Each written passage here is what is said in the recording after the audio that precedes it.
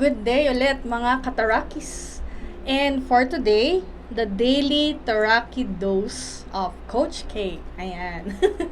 Okay. So, ano ba tawag nito? For today's topic, medyo ano siya, anong ba tawag dun? Madamdamin. Okay? Pero hoping ano ba? Hoping that this would be again there would be some lessons to learn and some things that hopefully that we would be able to make use in our daily lives. Ayan. So for today's topic is actually about finding the purpose or meaning, okay, of sa atin, yung mga sa lives natin, ganyan. Yung ano, yung 'di ba sa Japan, if I'm not mistaken, yung word na ikigai. Ayan. So ikigai yung purpose mo sa life, okay? Or parang worth living na sinasabi. Okay.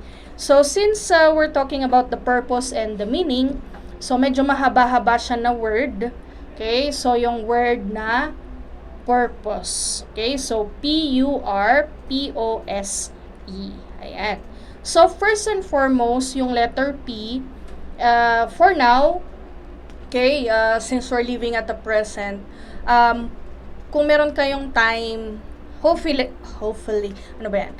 Hopefully, you would find time actually to, letter P, pause and reflect. So, kung baga, yung mga last episodes natin on meditation, mga ganyan. Okay, yung ngayon is, what we will do is, parang ano rin, yung parang having an alone time wherein you reflect on your past, ano ba yung mga nangyayari nung past, recently, ano yung siguro na-feel mo at the moment, ano pa ba yung mga nararamdaman mo, ano yung na-experience mo right now, ano yung gusto mo pang gawin in the future, yung mga ganon. So, kumbaga, ano ba tawag dun, yung ginawa natin ng Holy Week, hopefully, ito yung ginawa natin, yung nagnilay-ngilay tayo. Huh? Diba? Na sinabi. So, parang ganon, yung parang we will take a look at our lives as a whole na ano ba yung nangyayari, ano yung mangyayari pa, ganyan. So that, in order for us to really see, ano ba yung mga pinagagawa natin for the past years, okay? Ano pa yung pwede nating gawin, mga ganyan. Kasi nga, in purpose kasi, or yung meaning ng life natin, of course, lahat naman tayo actually have a purpose in life. Sabi nga nila, di ba, anong tawag nun? No man is an island. So, ibig sabihin, kung ano yung ginagawa natin sa lives natin, meron at meron tayong maapektuhan na ibang tao. Diba? So, hoping that we would be able to realize that in every actions that we do, okay, meron at meron siyang consequences, meron siyang mga maapektuhan na tao, direct man siya na maapektuhan or indirect, ganyan. So, it's time for us to really pause and reflect what are the things that we've been doing siguro good, what we've been doing wrong at the moment, yan. So that as early as now, we can kumbaga redirect our lives, yung sinasabi nating true purpose. Ako, siguro yung ano ba tawag doon, yung posing and reflection ko is that, noon, sabi ko nga sa husband ko, ayoko na magturo. Ayoko na. Sabi ko, hindi na ako babalik sa academe. Di ba? Yun nga yung sinasabi nila na wag ka daw magsalita ng patapos. Kaya ngayon, ano na nga kinakain ko na naman yung sinabi ko kasi I'm back in the academe. So, sabi ko, siguro there's something sa path na would really lead you to your purpose in life, to the meaning of your life, your destiny na sinasabi. So, kahit na gusto mong, kumbaga, kumaliwa, wag naman yung kaliwa talaga, yung basta yun. Okay? It will always bring you to your right path. 'Di ba? May mga situations tayo na would always bring us sa talagang destiny natin, talagang path natin. Kaya nga sabi nila, always, 'di ba? God's plan is better than ours. So our plans, 'di ba, na sinusulat natin kasi ito yung siguro naapektuhan tayo sa mga sinasabi ng society, mga ganyan. Kaya yun yung sinusundan natin. Pero there's something inside us that yun pala, iba pala yung gusto nating gawin sa life natin. Okay? Ako, way back, siguro yung mga decision makings natin nun, like choosing our own course, di ba? Ako nun, hindi ko talaga alam which path would I go to. Okay? Pero nung, maalala ko nung siguro nasa grade school tayo, sa aking yearbook, naalala ko yun eh. Ang sinabi ko doon, I want to be a teacher. So, hindi ko alam kung bakit hindi rin ako, hindi ako nag-take ng education course. Iba yung na-take ko. Kasi, again, it's an influence of other people. So, kaya ako nag-IT, tapos hindi naman ako nag-push through, kasi hindi ko rin pala siya linya, yung mga ganyan. So, I went to business na, entrepreneurship. Siguro during the college years, during graduation, after graduation, yung mga ganyan, biglang kung manunood man si Ma'am Tagura. Hi, Ma'am. Ayan, so she was actually my first dean sa academe. And then siya rin siguro yung pinaka first person who anong tawag doon, who brought me to a path where feeling ko lang feeling ko is it's one of my destiny right now, yung pagtuturo. So it's one of my passion, and nakaka-melt rin pala ng heart, na sinasabi na they can see in me yung passion in teaching. So yun, parang nagtuloy-tuloy na yun rin pala yung gusto kong gawin, kasi siguro nag-i-enjoy rin ako on imparting some knowledge sa mga estudyante. So, yun rin yung ginagawa rin namin ng husband ko to our kids. Okay? So, not necessarily yung academics lang, but also, of course, the learnings in life, ganyan.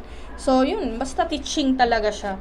So, yun, nung nag-pause and reflect siguro ako at that moment, and parang nagdadalawang isip ako if I would reapply yung aking pagtuturo, so, parang heaven sent din naman yung, of course, Ma'am Ngausi, na I'm already in the academe again, okay, and fulfilling, sabi ko nga, my purpose in life.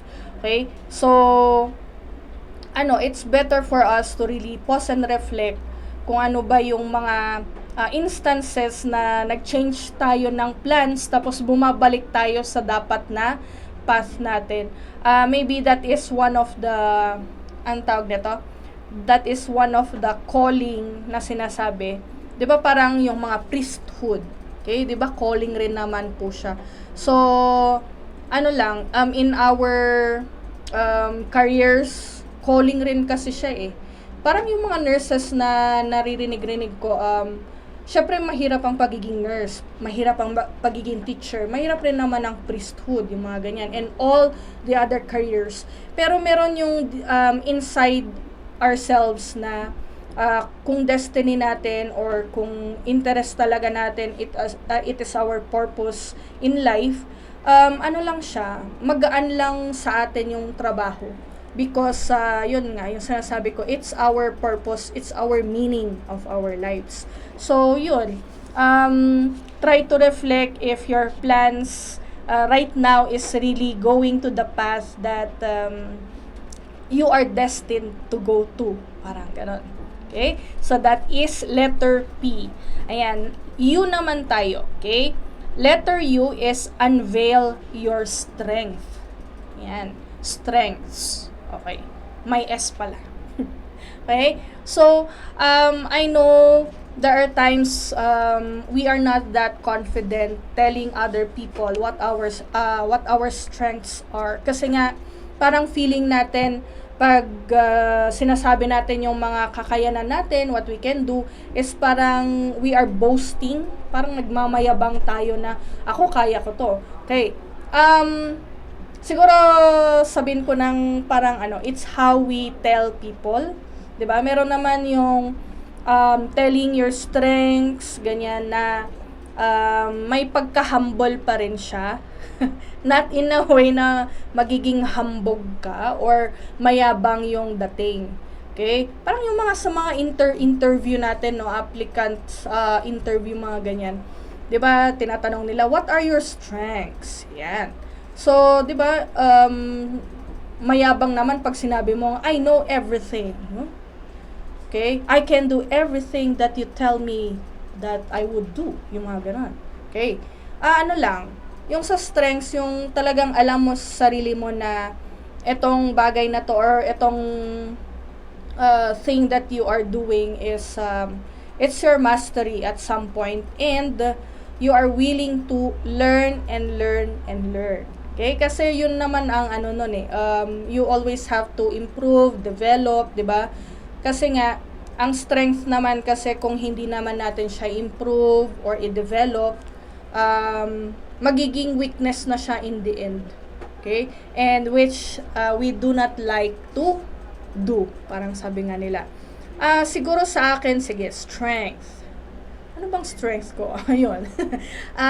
Yan, medyo nagda-doubt tayo. But, ano ba? May magbigay ka nga ng strength ko. Ano ba? Sige. Sige. As a teacher. Ayan, as a teacher. Or, in the academe, hindi ka naman pwedeng mahiya-hiya sa harap. So, hindi naman sa strength ang kakapalan ng mukha, no? Pero, siguro, public speaking. Sige, public speaking tayo. In public speaking, since makapal naman ang pagmumukha natin, hindi naman tayo masyadong mahiyain sa harap. Although nung college siguro ko, nung mga college, high school, elementary, medyo may pagka-shy type tayo na pag nagsasalita sa harap, hindi ko lang alam kung totoo pa ba yun. Ay, okay? 'Di ba? And I remember also starting sa academe, medyo mahina pa yung boses ko. Okay? Pero nung habang tumagal-tagal na, ang lakas-lakas na ng boses ko, na kulang na lang siguro para feeling ng mga estudyante ko is para ako naka-megaphone. Okay? Kaya minsan pag napapalakas yung boses ko, baka parang feeling ko maririnig ako sa ibang klase or ibang classroom, kaya pinahihinaan ko minsan. Pero I just want to make sure din kasi na naririnig ako ng everybody, parang ganon. So siguro that is one of my strength, and public speaking is also a learning skill na sinasabi. That's why when I had the opportunity to be a part of an association wherein they were able to to teach us the skill talaga in public speaking. At of course, Master Coach A was able to really give us some points and some things na it would really improve or develop the way we speak in our class or in a venue, mga ganyan. So, meron pa rin naman tayo yung mga nervousness na pag ikaw na yung magsasalita, medyo may kaba-kaba talaga siya.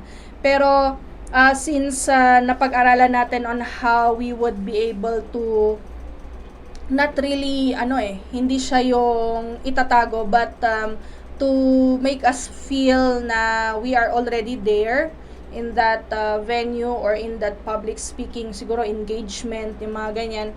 So, i-feel natin yung topic natin. Of course naman, napag-isipan na natin at saka na-review natin yung ating sasabihin. So, definitely, the flow would be great. Ayan. And then, of course, letter R is reflect on what matters. So, kanina, nag-pause and reflect tayo, tapos na-unveil rin natin yung strength natin. We can also now see kung what really matters in our life. Okay? Marami yung nagsasabi actually na always choose your battles, sabi nila, di ba? So, there are a lot of challenges talaga in life that we cannot control, di ba? Marami yan. But, if we will really see or choose what really matters, masusolusyonan natin yung mga challenges. At the same time, we would be able to really choose kung ano yung battle na kailangan nating manalo, mga ganyan. Not all battles kasi should be, anong tawag nito? Should be, anong tawag doon? Hindi ko masabi yung word. Ayan. Should be focused on. Kaya nga sabi dito is reflect on what matters. So, yung sa purpose mo in life kasi, sa meaning in life for you, meron mga challenges that sometimes it will question your credibility as such, yung mga ganyan, sa careers, okay? They will question on your abilities, your intelligence, yung mga ganyan. So, there are a lot of things that would really put you down, okay, at the moment, or there are people who would bring you down when it comes to your purpose or your meaning. Pero, sabi ko nga, kung talagang ito yung purpose mo, okay, just do what you can, okay, do what you love to do, okay, kasi ano naman yan eh, kung talagang purpose mo yan, hindi ka malalaglag dyan sa path na yan, okay. Next is P, practice gratitude, okay. In practicing gratitude, of course, there are a lot of things that we want in our lives, yung mga gusto natin na magkaroon tayo ng mga bagay-bagay. Syempre naman, isa na doon ang pera. Okay, 'di ba? Pero aminin natin talaga, it's one of the things that we want to have, 'di ba? Kasi kung wala naman tayong mabibili. Ngayon, gratitude, practicing gratitude is that related rin lang sa reflecting. Look at your life right now. Sabi nila, if you have yung roof, if you have food to eat, mga ganyan, if you have your loved ones, if you have your family with you, if you have a job, a career, be grateful for it. Okay, but I'm not saying naman, no, baka sabihin nung iba, oo nga, meron nga akong trabaho, pero hindi naman ito yung gusto ko, yung mga ganun-ganun. Okay, ano lang siya, syempre, depende na yan sa'yo. It's your decision naman yan. Okay? If you want to be still in that work, in that career or not. Diba? But as of the moment, be thankful for all the blessings that you are receiving. Kasi, para sa akin siguro, there are no small or big blessings. Kasi lahat naman siya, huge na siya eh. Kasi nga, it can really affect or it can impact our lives. So, these blessings, hindi siya yung dahil lang very simple yung blessing, small blessing, pero tignan nyo yung impact niya, ang laki. Diba? So, ano lang, if we practice kasi gratitude din, we have yung positivity in our life na mafe-feel mo rin kasi siya eh, na if you are so thankful for all the blessings, syempre, more of the blessings would go to you. Parang ganon. Yung, ano rin also, yung practicing on how to say thank you if people would give you something, yung mga present, or being there with you, yung time nila, yung effort nila, yung sabi nga natin nung last, yung sa relationship, if we would appreciate them, and be thankful that they are there, yung mga ganyan. Of course, people will more that they are willing to give time to you, give effort for you, yung mga ganyan, give gifts to you, thank you, hindi, joke lang. Okay? So, yung mga ganon. So, be thankful for everything. Okay? And then, the next one is O, observe your other interests. Ayan. Magkakaiba tayo eh. Wait lang iniisip ko kasi kung ilang years yung nabanggit nung nabasa ko. Kasi every now and then, we would have actually a change of interest. Okay. Looking back, ako nagre-reflect ako. Siguro nung elementary ako, ang pinakagusto ko lang talaga is nasa arts din naman ako. I love drawing, painting, mga ganyan. But more on anong tawag doon? An abstract type of art for me. It's one way for me to anong tawag doon? To bring out emotions. Wow. Yung mga ganon. Parang lalim, no? Bring out emotions or bring out something that I cannot really put into words na sinasabi. So, it's actually a reflection of what I feel at the moment. Parang ganon. So, it's an abstract talaga siya. And then, siguro way back high school, medyo interested pa rin ako dyan sa arts. More on yung paper cutting, something. Kaya pag may pinapagawa sa amin nung high school na mga artworks, yung mga ganyan, kunyari yung mga ano ba tawag? Biography ba yun? Yung we would be parang telling out of our lives. Storytelling of our lives, yung mga ganon. But in a creative way, yung mga ganon. Yun, gusto ko pag ganon. And then, I'm into craft, yung crafting. So, yung mga project ko rin nung high school, hanggang ngayon, meron pa. And it became one of my businesses. Pero eventually hindi pa siguro siya in right now, no. Pero eventually siguro. And then siguro nung college nawala yung interest na ganun. Biglang change. Okay?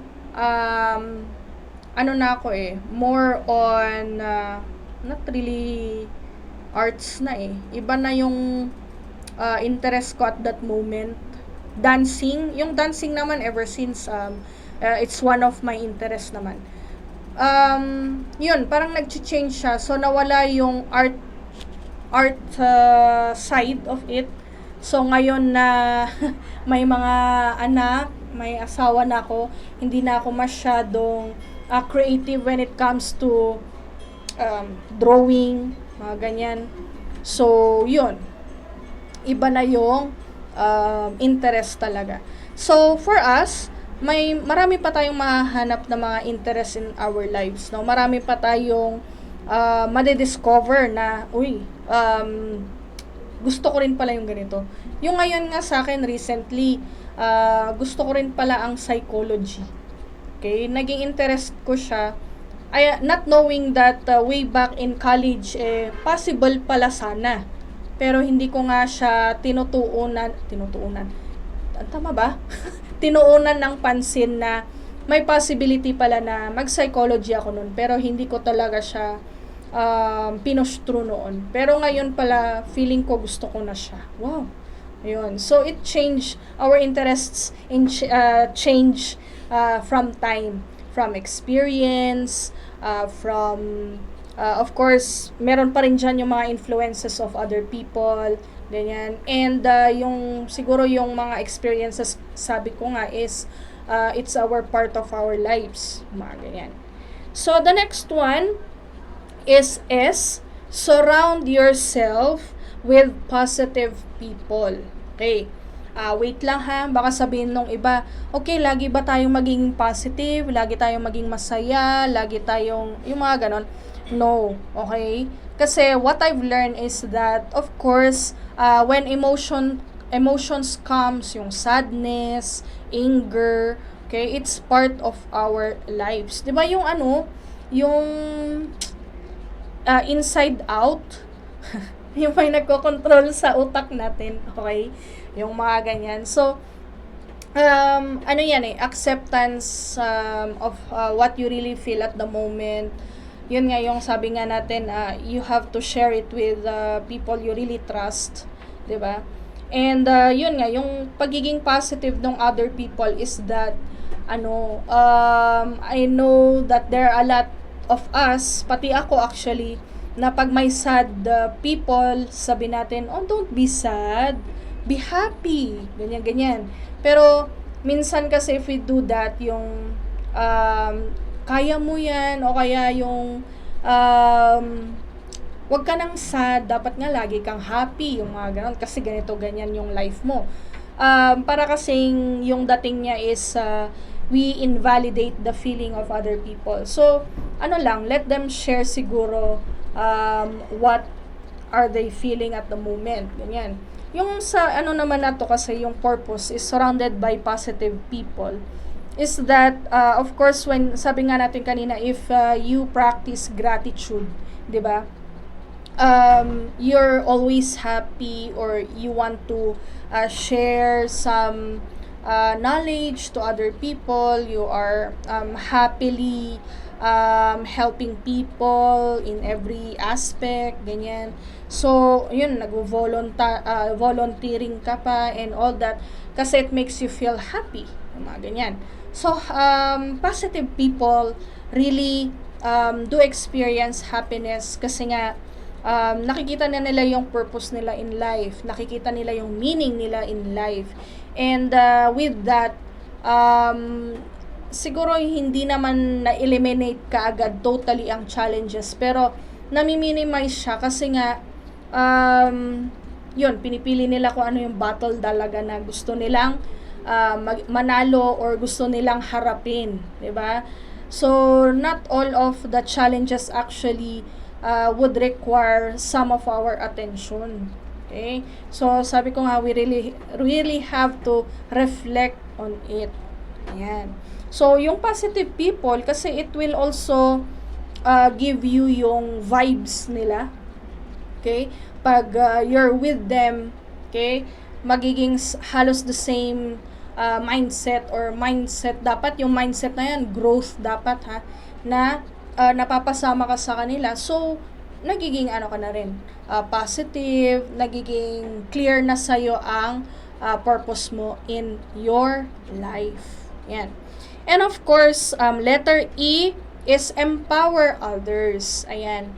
So, when you already in the position of knowing your purpose in life, your meaning in life,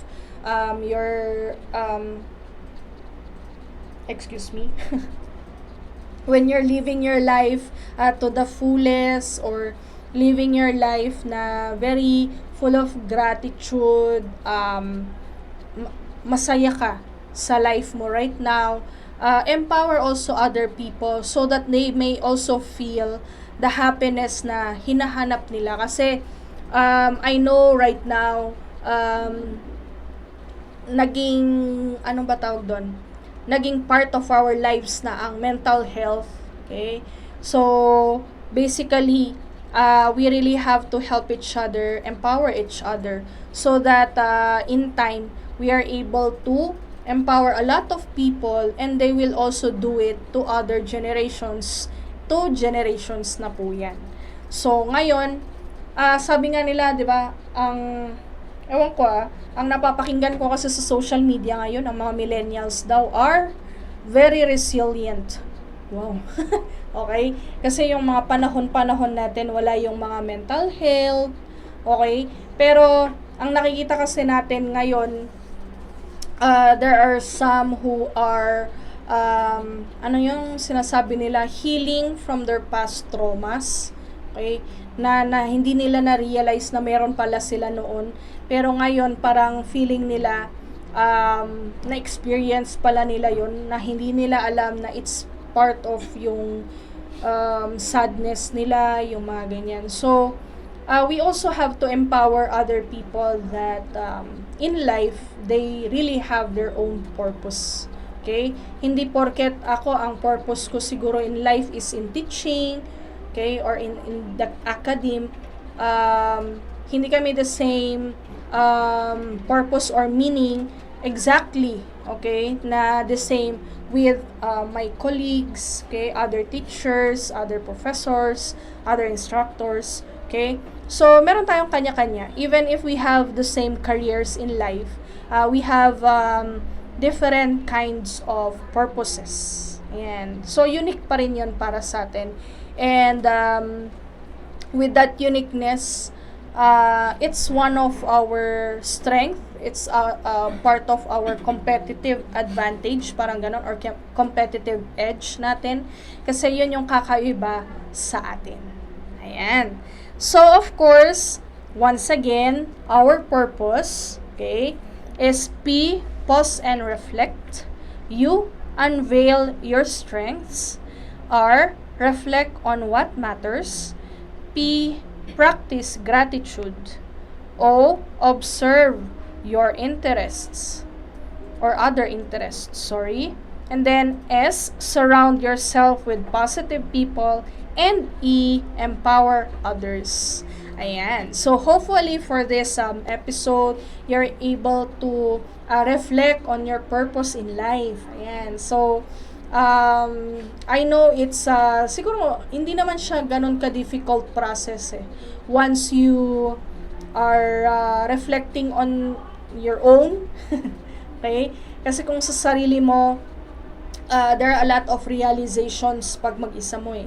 And sometimes kasi if we share with others, hindi nawawala siguro yung judgment of other people na minsan hindi na natin or hindi na tayo confident enough na ito pala yung purpose ko, 'di ba? Kasi nga some people will say, hindi, baka iba yung purpose mo in life, yung mga ganon. So take it muna na kayo muna ang gagawa nitong reflection, okay? And the purpose of your life, okay? You write, okay, your reflections about yourselves, and hoping that eventually you will really learn and you will see what your purpose in life. Ayan. So again, please follow us in Taraki TV sa YouTube and also in the Facebook.